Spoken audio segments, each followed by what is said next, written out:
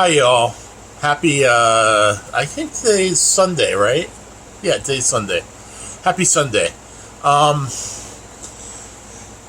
I've been reading a few books lately. I have a goal for the year of reading 50 books. I set a low bar because I didn't know if I was going to make it this year. And right now I'm on track. I'm on 22 books in. And some of the titles are interesting. Some of the titles I read. One of them was The End of Certainty by Ilya Prigogine. And basically, it's one of those philosophical questions about the arrow of time. Does entropy define the arrow of time, or does time intrinsically, regardless of entropy, does time intrinsically have a direction? Prigogine likes to believe that time inherently has a direction in it, that the world is not deterministic, which contradicts the Boltzmann and the Newtonian picture. He makes his argument based on chaos theory and the sensitivity to initial conditions in quantum mechanics, which is kind of an interesting argument. I don't know.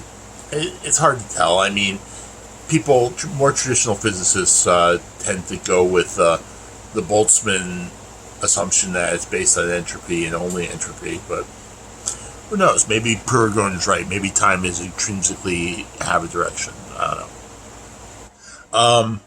Other books I read was Unpersuadables. It's one of those skeptics, look at all the people with all these crazy beliefs books. I mean, I don't think I have crazy beliefs, but hey, you're dealing with someone who's neurodivergent. So I've had periods in my life where I had crazy beliefs.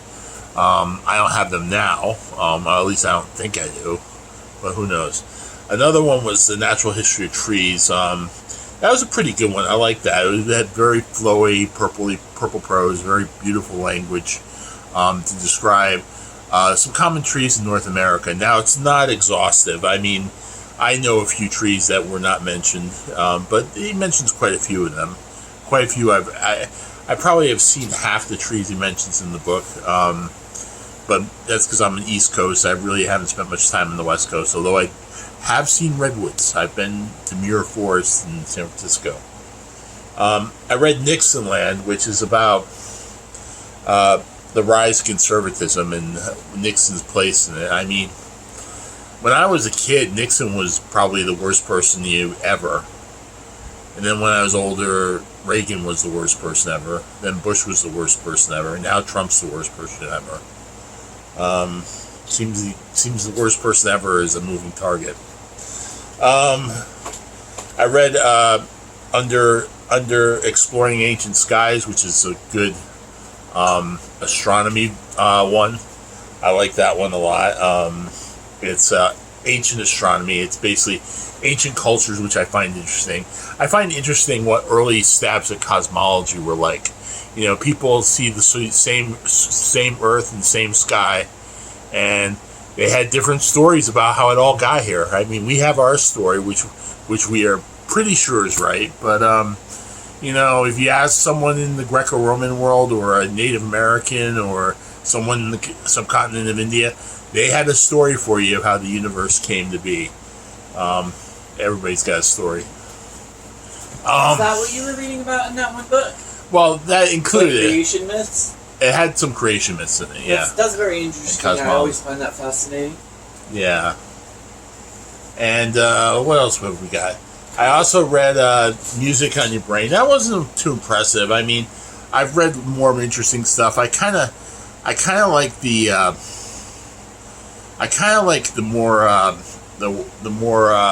the frequency domain, the time samples and things like that. I find that more interesting.